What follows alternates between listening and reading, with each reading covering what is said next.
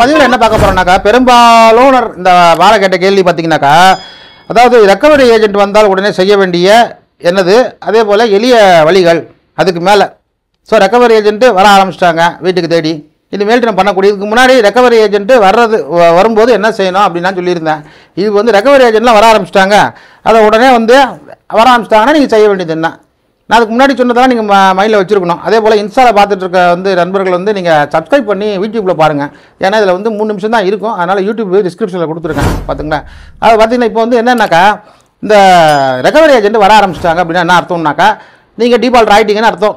ஏன்னா ஒழுங்காக உங்கள் பணம் போகிற வரைக்கும் யாரும் வந்து உங்களால் பார்க்க மாட்டாங்க. நீங்கள் பணம் கட்டாத போது தான் இந்த ரெக்கவரி ஏஜென்ட்டை வர ஆரம்பிச்சிருவாங்க. ஸோ ரெக்கவரி ஏஜென்ட் வந்துட்டாங்க அப்படின்னாக்கா நீங்கள் அடுத்த ஸ்டெப்புக்கு மூவ் ஆக வேண்டியது தான். நான் என்ன சொல்கிறேன்னா, இது எல்லாருக்கும் வந்து கிடையாது. உங்களால் கட்ட முடியாது, என்னால் வந்து லோனை கட்ட முடியாது சார் அப்படின்னு சொல்கிறவங்களுக்கு மட்டும்தான் நான் சொல்கிறது. இதை பார்த்துக்கிட்டிங்கன்னா, இந்த ரெக்கவரி ஏஜென்ட்டு வர ஆரம்பிச்சார், அடுத்து நீங்கள் போயிடணும். ஏன்னா அதுக்கு மேலே உங்களுக்கு தொந்தரவு தாங்க முடியாது.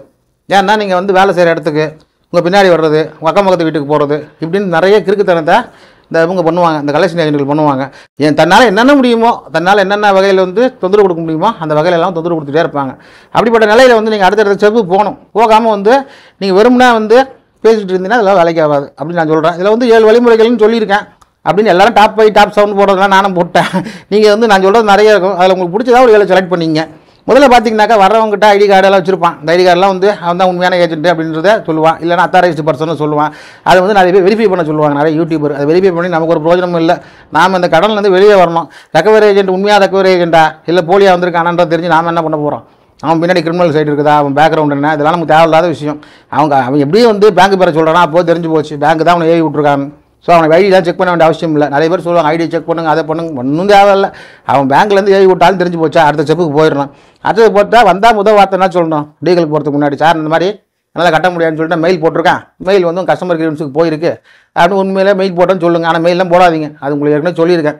இந்த லோன் போட்டவங்களாம் மெயில் போட்டிங்கனாக்கா அவ்வளோதான், அவங்க வந்து இனிமேல் டீபால்ட் ஆகிட்டாங்க, இனிமேல்ட்டு வந்து இங்கிட்ட பணம் வராதுன்னு அவங்களே முடிவு பண்ணிவிடுவாங்க. ஸோ அதனால் இந்த வந்து மெயில் போடுற வேலை இருக்க வேணாம், மெயில் போட்டாச்சுன்னு சொல்லி விட்ருங்க. அடுத்து பார்த்தீங்கன்னா 2 மாதம் அப்படியே விட்டுட்டீங்க, ஒரு 60 நாள் ஆகிப்போச்சு, ஒரு 70 நாள் ஆகிப்போச்சுன்னா அடுத்த ஸ்டெப்புக்கு வந்துருங்க.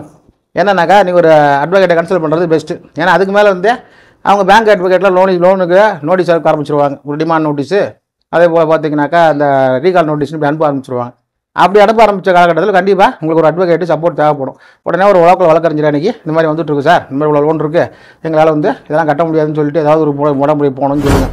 ஏன்னா கொஞ்சம் வந்து சட்டநாரி ஞானம் உள்ளவங்களா பேங்க்கு ப்ராசஸ் தெரிஞ்ச வக்கீலை பார்த்து ஒரு அப்பாயின்ட் பண்ணிக்கங்க. இது ஒன்று முக்கியமான விஷயம். அப்புறம் பார்த்திங்கனாக்கா, அந்த ஒரு என்ன பண்ணலான்றதை ஒன்று தெளிவாக யோசிங்க. அதாவது 2 வகையில் தான் வந்து உங்களுக்கு நிவாரணமே இருக்குது. ஒன்று, இப்போ கட்ட முடியாது, எப்போவுமே கட்ட முடியாது, 1 or 2.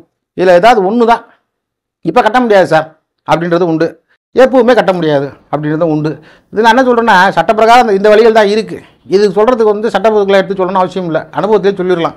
இப்போ வந்து இப்போ கட்ட முடியாது சார் அப்படின்னு சொல்கிறது தான். இது வந்து பார்த்திங்கன்னா பெரும்பாலான இதுதான் சொல்லணும், இப்போ கட்ட முடியாது அப்படின்னு. இதுக்கு என்ன அர்த்தம்னா, அதாவது நான் பணம் வாங்கிட்டேன் உங்கள்கிட்ட இருந்து, இது ஒரு NDFC, இங்கே ஒரு கிரெடிட் கார்டு பர்சனல் லோனோ நான் வாங்கியிருக்கேன், இது என்னால் இப்போதைக்கு கட்ட முடியாது, இப்போதைக்கு என் சூழ்நிலை சரியில்லை. அதனால் நீங்கள் என்ன பண்ணணுன்னா, இதை வசூலிக்கிறதுக்கு உங்களுக்கு என்ன வழிமுறை இருக்கோ அது மாதிரி போகணும். நீங்கள் வந்து சட்டமுறையை தான் கையாளணுமே தவிர அராஜகத்தை நீ கையாளக்கூடாது. அதே போல் என்னோட வீட்டுக்கோ என்னோட அலுவலகத்துக்கோ நீ வரக்கூடாது. அதே போல் not to trespass the premises அப்படின்ற ஒரு ஆர்டரை நம்ம வாங்கணுன்றதை விட அப்ளை பண்ணாலே போதும். இது தான் வந்து முக்கியமாக தேவைப்படுது. ஏன்னா நிச்சயமாக பேங்க் எம்ப்ளாயிஸ் வந்து எதுக்கு பயப்படனாலும் சட்டத்துக்கு கண்டிப்பாக போயிடுவாங்க. ஒரு அட்வொகேட்டு, போலீஸு, கோர்ட்டு இதனாலே வச்சுக்க, சரி இது போயிட்டாங்களா அப்படின்னு கன்ஃபார்ம் பண்ணிட்டு போயிடுவாங்க.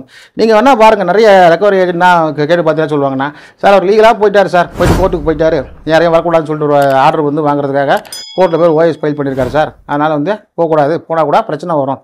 ஏன்னா அப்படி ஒரு OS வந்து தாக்கல் பண்ணிவிட்டு என்னால் இவ்வளோ பணம் தான் கட்ட முடியாது சார் அப்படின்னு சொல்லிட்டு கோர்ட்டில் நீங்கள் வந்து மனு தாக்கல் ஒரிஜினல் சொல்லிட்டு தாக்கல் பண்ணிங்கன்னா இது என்ன வரும்? அடுத்தது ஒரிஜினல் சொல்லிட்டு தாக்கல் பண்ணவங்க வீட்டுக்கு யாரும் போகக்கூடாது, ஒரு என்ட்ரி மட்டும் கண்டிப்பாக போடுவாங்க, ஜட்ஜி போடுவார். எவ்வளோ தொகை வாங்கியிருந்தாலும் கணக்கு இல்லை. அதே போல் நீங்கள் இவ்வளோ பணம் வாங்கியிருக்கிறோம், இவ்வளோ தான் பணம் இருக்கணும் அப்படின்ட்டு வரமுறை வந்து சொல்லலை. ஒரிஜினல் சூட்டை பொறுத்த வரைக்கும் இதை செய்யாத அப்படின்னு தான் சொல்லியிருக்கே தவிர, அதாவது ஒரு ப்ரேயராக கேட்கலாம், நம்ம இதை சூட்டுப்பாறை இன்ஜெக்ஷன் தான் சொல்கிறோம். இந்த சூட்டுப்பாறை இன்ஜெக்ஷன் தான் மெயின். ஏன்னா இதே சொல்கிறேன்னா, நிறைய பேர் வந்து சார் கட்ட முடியல சார், கலெக்ஷன் டார்ச்சர்னா இந்த வழி தான் வந்தாகணும், வேறு வழி இல்லையே, வேறு ஏதாவது வழி இருக்கா சொல்லுங்கள். அதாவது அரசாங்கமே முன் வந்து தள்ளுபடி பண்ணணும், அது இந்த அரசாங்கம் நடக்காது. எந்த பர்சனல் லோனை வந்து அரசாங்கம் தள்ளுபடி பண்ணும்? கல்வி கடன் தள்ளுபடி பண்ணுறதுக்கே மொழி பிதிக்கிட்டு இருக்குது. விவசாய கடன் அதையே தள்ளுபடி பண்ணாமல் நிறைய போராட்டங்கள் நடந்துட்டு இருக்குது. அப்படி இருக்கும்போது பர்சனலான கிரெடிட் கார்டு தள்ளுபடி பண்ண கேட்க முடியாது. சட்டப்படி நீங்கள் தான் போயாகணும். மத்திய அரசு என்ன சட்டத்தில் அமலில் இருக்கோ அந்த சட்டத்து பிரகாரம் தான் போயாகணும். இது மாதிரி நிறைய பேர் வந்து இந்த சட்டத்தில் ஏதாவது இல்லை அப்படி பண்ண முடியாதுன்றாங்க. தப்பு. இந்த சட்டத்தில் வந்து எந்த கடனாக இருந்தாலும் யார்கிட்ட வாங்கியிருந்தாலும் சரி, என்னோட இடத்துக்குள்ளே யாரும் வரக்கூடாது. இதை கேட்குறது ஒரு பெரிய விஷயம் கிடையாது. இதை ஒரு ஜட்ஜு வந்து ஈஸியாக வந்து இதை அனுபவிச்சிருவாங்க. சரி, உங்கள் இடத்துல வந்து உங்களை யாரும் டிஸ்டர்ப் பண்ணக்கூடாது, அந்நியர் யாரும் வரமாட்டாங்க, யாரும் வரக்கூடாதுன்னு பேரை மென்ஷன் பண்ணணும். இந்த வங்கியில் இவ்வளோ வாங்கியிருக்கோம் அப்படின்றத வந்து மென்ஷன் பண்ணணும். இந்த வங்கியில் இவ்வளோ கடன் வாங்கியிருக்கோம். அது ரொம்ப எலாபரேட்டாக சொல்ல ஒன்றும் அவசியம் இல்லை. இந்த கடன் இவ்வளோ வாங்கியிருக்கோம், இந்த நபரும் வந்து இது சார்ந்த நபர்களோ ரெப்ரசன்டேட்டிவ் அத்தாரிட்டி அதே போல் இந்த ரெக்கவரி மேனேஜர் இவங்க யாரும் வந்து என்னோடய இடத்துக்குள்ளே நுழையக்கூடாது, எதுவாக இருந்தாலும் சட்டப்படி பார்த்துக்குறோம் அப்படின்னு சொல்கிறது இந்த ப்ரேயர். இதுதான் ஒரிஜினல் சூட்டு. ஆர்டர் 7 ரூல் 1 வந்து நம்ம கேட்குறது சிபிஎஸ்சி சிவில் ப்ரொசீஜர் கோடு 1998 கேட்குற ஒரு ப்ரேயராக இருக்கும். இந்த ப்ரேயரை வச்சு தான் இந்த ஒரிஜினல் சூட்டை ஃபைல் பண்ணணும். நான் அப்போவே சொன்னேன், இப்போ கட்ட முடியாது, சட்டப்படி பார்த்துக்கலான்றது. இன்னொன்று, எப்போவுமே கட்ட முடியாதுன்றதுக்கு ஒரு வழி இன்சால்வன்சி தான், ஒரே வழி. இந்த இன்சால்வன்சின்னு போனாலும் வச்சிங்களேன், உங்களுக்கு எல்லாம் தெரியும். நொடி தவறு, மஞ்சள் நோட்டீஸு, திவால் நிலை, இயலாதவர் வழக்கு, வக்கற்றோர் வழக்குன்னு கூட இருந்து ஒரு காலத்தில். அந்த வார்த்தையை ஒழிச்சிட்டாங்க. இப்போல்லாம் வந்து இந்த மாதிரி வந்து ஒருத்தரை பாதிக்கிற மனது புண்படும் சொல்லலாம் இப்போ கிடையாது. இப்போ வந்து திவால் நிலை தமிழில், அதையே வந்து இன்சால்வன்சி இங்கிலீஷில், இது ரெண்டும் தான் இருக்குது. மஞ்சள் நோட்டீஸ்ன்றது கூட கொஞ்சம் கொஞ்சமாக வழக்குழிஞ்சிட்டு வருது. ஆனால் மஞ்சள் நோட்டீஸ்ன்றது சொன்னால் தான் நிறைய பேர் புரியுது. அதனால் இப்படிப்பட்ட சூழ்நிலையில் இந்த வழக்கு இந்த பதிவை பொறுத்த வரைக்கும் இந்த credit card, personal loan, business loan, unsecured loan வாங்கியிருக்கேன், செக்யூர்டாக வாங்கியிருக்கேன். பட் அதை கூட எல்லாம் கட்ட முடியாதுன்னு சொல்கிறவங்க, இப்போ கட்ட முடியாது, இல்லை எப்போவுமே கட்ட முடியாது. அதுக்கு என்ன அர்த்தம்னா, இப்போ கட்ட முடியாது, சட்டப்படி பார்த்துங்கன்னு சொல்கிறது வந்து ஒரிஜினல் சூட்டு. எப்போவுமே கட்ட முடியாதுங்க, என்கிட்ட ஒரு பணமும் இல்லை, ஒன்றும் இல்லை, இனிமேல் இந்த பணத்தை என்னால் வாழ்க்கையிலே கட்டவே முடியாது. நான் மேற்கொண்டு வந்து இந்த வங்கியர்கள் வந்து இந்த கடன் வாங்கினவங்க வங்கியருக்கு சேர்த்துக்கலாம், பக்கத்து வீட்டில் கடன் வாங்கினா சேர்த்துக்கலாம். இதில் என்ன ஒன்று, இந்த கந்து வட்டி வாங்கினவங்க மட்டும் கொஞ்சம் எக்ஸம்ஷன் இருக்குது. கந்து வட்டின்னு முடிவு பண்ணிட்டீங்கன்னா, நிறைய பேர் சொல்கிறாங்க என்கிட்ட, சார் ஐயா வட்டிக்கு வாங்கிட்டானு, கந்து வட்டிக்கு வாங்கிட்டேன்னு சொல்லாதீங்க, வட்டிக்கு வாங்கிட்டேன்னு சொல்லுங்கள். அது கந்து வட்டியாக இல்லைன்றதை காவல்துறையினரோ இல்லை வழக்கறிஞரோ இல்லை ஜட்ஜி தான் முடிவு பண்ணணும்னு சொல்லியிருக்கேன். கந்து வட்டி வாங்கினவங்க தனியாக அதுக்குன்னு சட்டம் இருக்குது, அதை யூஸ் பண்ணுங்கள். அதையும் முறைப்படி தான் யூஸ் பண்ணணும். கந்து வட்டி சட்டத்தை எப்படி யூஸ் பண்ணுறதுன்ற நம்ம முன்னாடியே சொல்லிட்டேன். இப்போ பொறுத்த வரைக்கும் இந்த 7 வழிகள், நிறைய வழி சொல்லிட்டேன். இதில் ஏதாவது ஒரு 7 செலக்ட் பண்ணிக்கிங்க. இதுதான் வழி. இந்த இப்போ கட்ட முடியாது, எப்பவுமே கட்ட முடியாது அப்படின்ற 2 விதத்தில் வந்து நிவாரணம் தேடலாம். இதை தவிர வேறு எதுவும் வழி இருக்கிறதா தெரியல அன்செக்யூரில். எனக்கு தெரிஞ்சு இத்தோட அனுபவத்தில் இதை தான் வந்து ஆண்டாண்டு காலமாக வந்து பணம் கட்ட முடியாதவங்க வந்து கோர்ட்டு அன்னைக்கு பெறக்கூடிய ஒரு நிவாரணம்.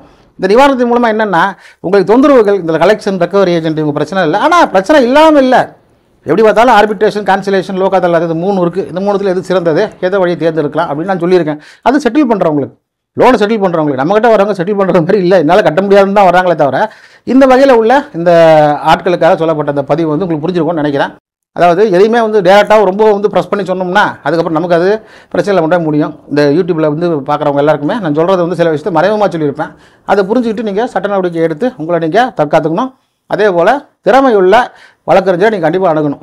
ஏன்னா சிவில் வழக்கில் ஞானம் உள்ள, அதே வங்கி வழக்கு உள்ள ஞானம் உள்ள ஒரு வழக்கறிஞர் அழகி உங்களோட பிரச்சனைக்கு வந்து முடிவு தெரிவிக்கணும்னு சொல்லி முடிச்சுக்கிறேன். இதோட இந்த பதிவு டாப் 10 அப்படின்னு போட்டிருக்கேன். 7 இந்த 7 வழிகள் நிறைய வழிகள் சொல்லியிருக்கேன்.